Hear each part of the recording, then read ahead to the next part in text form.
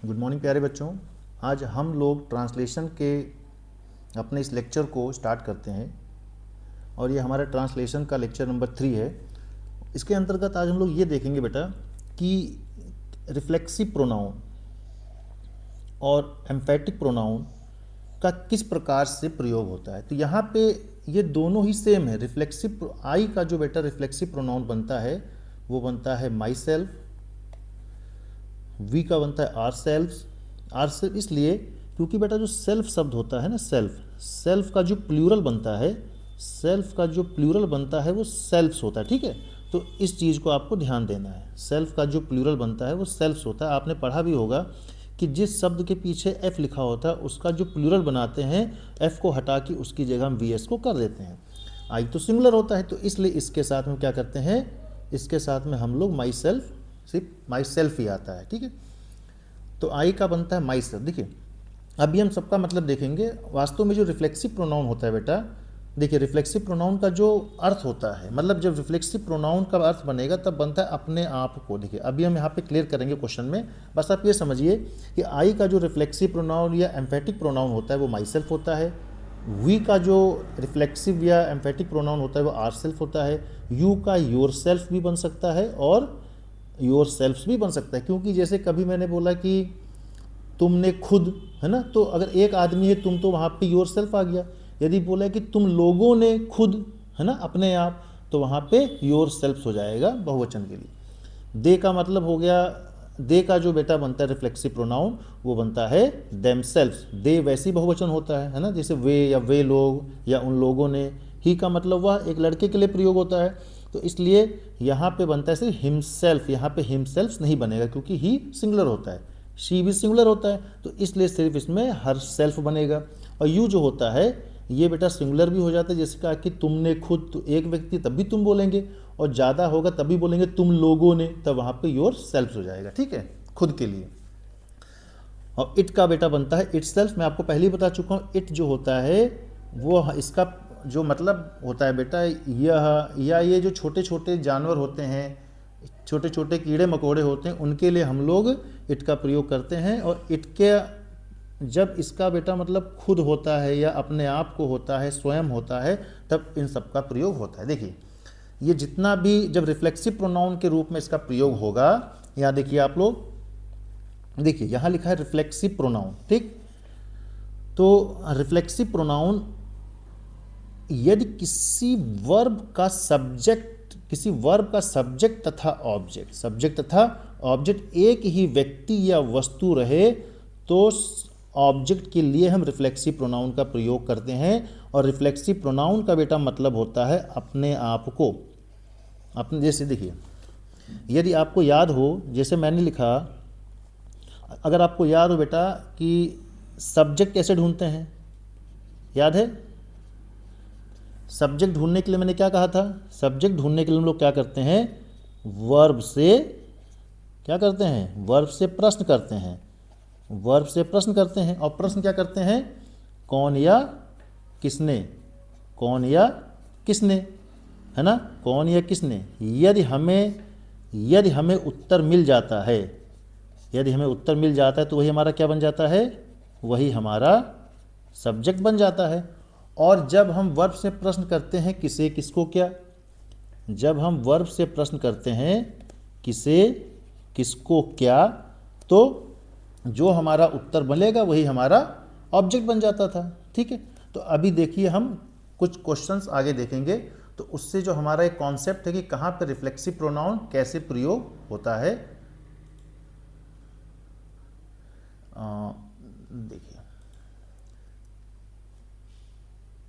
देखिए बेटा, ये देखिए कुछ उदाहरण है रिफ्लेक्सिव प्रोनाउन के। यहाँ पे मैं लिख देता हूँ, ये जो बेटा एग्जाम्पल्स हैं, ये पूरे के पूरे एग्जाम्पल्स आपके रिफ्लेक्सिव प्रोनाउन के हैं। ये एक्स लिखा हुआ है, ये सारे एग्जाम्पल, जो दोनों जो एग्जाम्पल लिखे हैं सारे के सारे रिफ्लेक्सिव प्रोनाउन के बेटा हैं। ठीक है, अब देखिए उसने, मैंने बताया रिफ्लेक्सिव प्रोनाउन का मतलब क्या होता है, अपने आप को। देखो उसने अपने आप को चोट पहुंचाया। मैंने क्या कहा था, वर्ब कैसे ढूंढते हैं, वर्ब जिस शब्द के लास्ट में ना, मतलब जिस शब्द को बोलते समय ना लग सकता है। जैसे यहाँ पे चोट पहुँचाना एक साथ बोलते हैं, चोट पहुँचाना, और चोट पहुँचाना की जो इंग्लिश होती है बेटा वो हर्ट होती, ठीक है। और जब हम वर्ब की तीनों फॉर्म पढ़ेंगे तो वहाँ पे आपको बताया जाएगा कि इनकी तीनों फॉर्म सेम होती है। फर्स्ट फॉर्म भी हर्ट होती है, सेकंड भी और थर्ड भी हर्ट ही होती है। अब आपको मैंने बताया तो ऊ के साथ जब सा लगता है तो उसका मतलब ही होता है या शी होता है। अब देखो, और सब्जेक्ट ढूंढना मैंने पीछे बताया अभी आपको। और ऑब्जेक्ट कैसे ढूंढते हैं? ऑब्जेक्ट ढूंढने के लिए हम क्या करते हैं, हम लोग वर्ब से प्रश्न करते हैं, वर्ब से प्रश्न करते हैं। और प्रश्न क्या करते हैं, किसे, किसको, क्या। ये चीज़ मैं आपको अपने पुराने लेक्चर में बता चुका हूँ, ठीक है, जो लेक्चर नंबर फर्स्ट था हमारा ट्रांसलेशन का। अगर हमें बेटा उत्तर मिल जाता है, देखिए जब ये प्रश्न करते हैं तो हमें उत्तर जो मिलता है वो हमारा उत्तर क्या होता है, हमारा उत्तर सजीव होता है, हमारा उत्तर सजीव होता है, ठीक है, ठीक। और जब हम क्या प्रश्न करते हैं तो हमारा उत्तर क्या होता है, हमारा उत्तर जो मिलेगा वो निर्जीव मिलता है, ठीक है। अब देखिए, चोट पहुंचाना वर्ब होता है, चोट पहुंचाना वर्ब होगा आपका। किसने चोट पहुंचाया, किसने चोट पहुंचाया, उसने चोट पहुंचाया।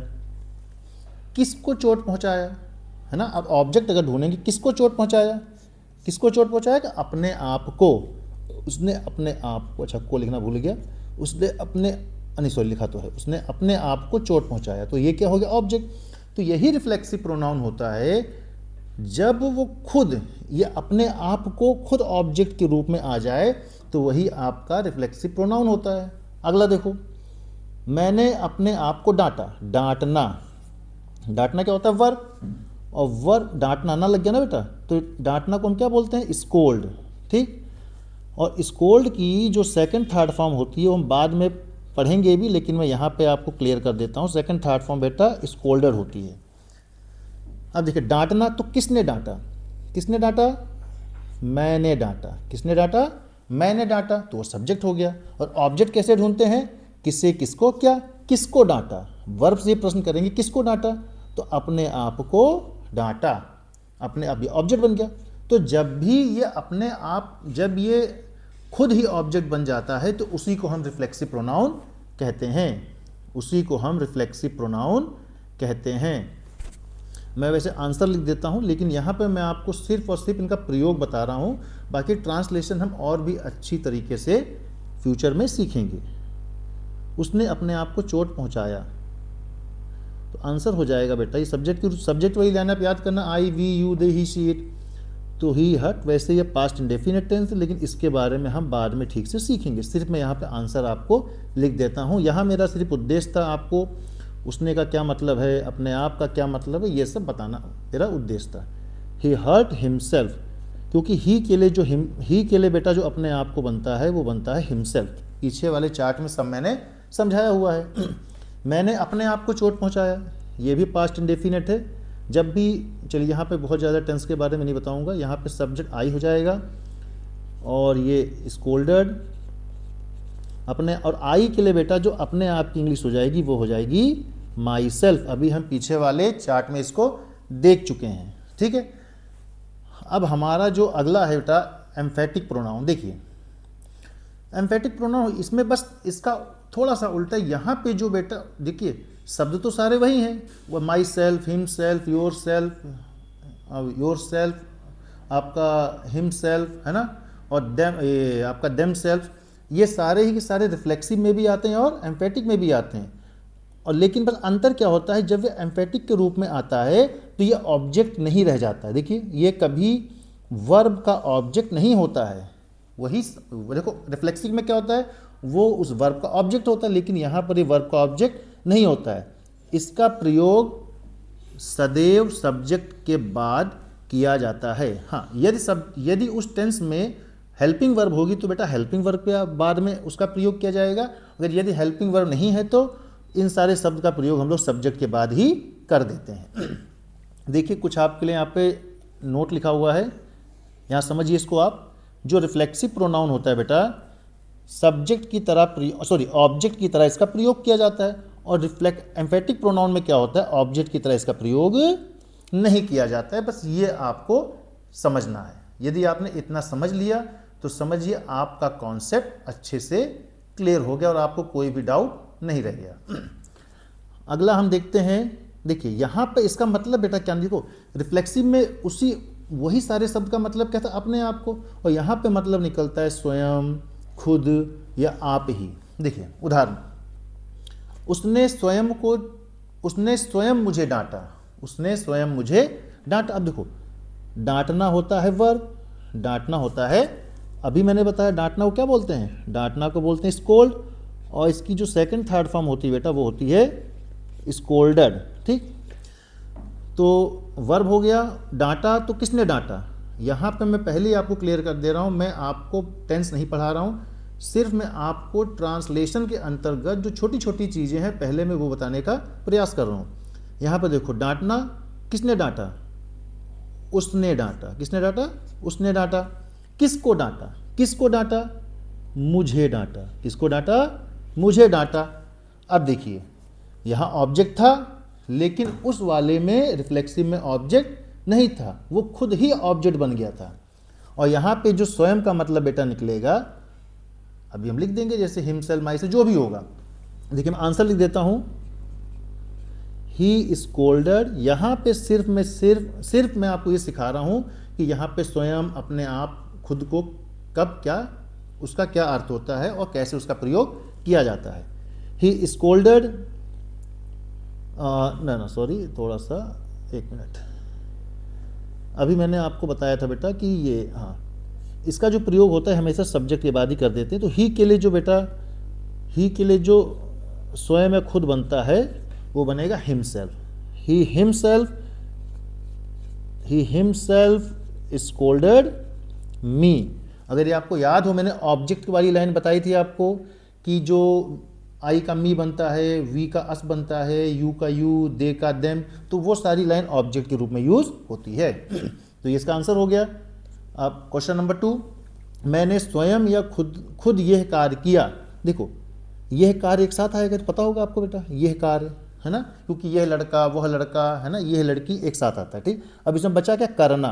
ठीक, करना, तो करना आपका क्या बनेगा, करना आपका वर्ब हो जाएगा, करना आपका वर्ब। तो किसने किया, मैंने किया, किसने किया, मैंने किया। और क्या किया, यह कार्य किया, क्या किया, यह कार्य किया। अब ये बच गया आपका।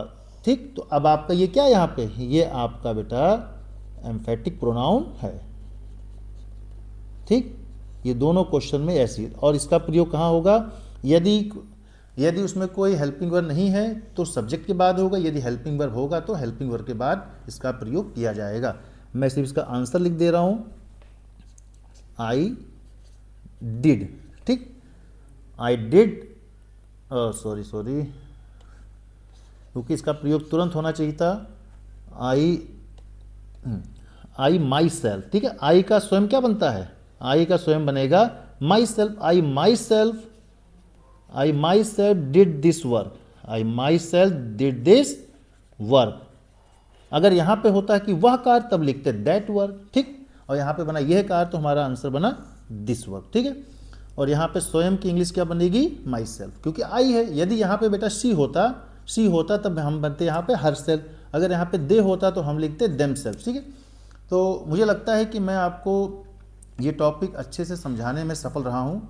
और यदि बेटा कोई भी आपको डाउट हो तो आप कमेंट सेक्शन में अपने डाउट को पूछ सकते हैं, और मैं आपके डाउट को क्लियर करने का प्रयास करूँगा।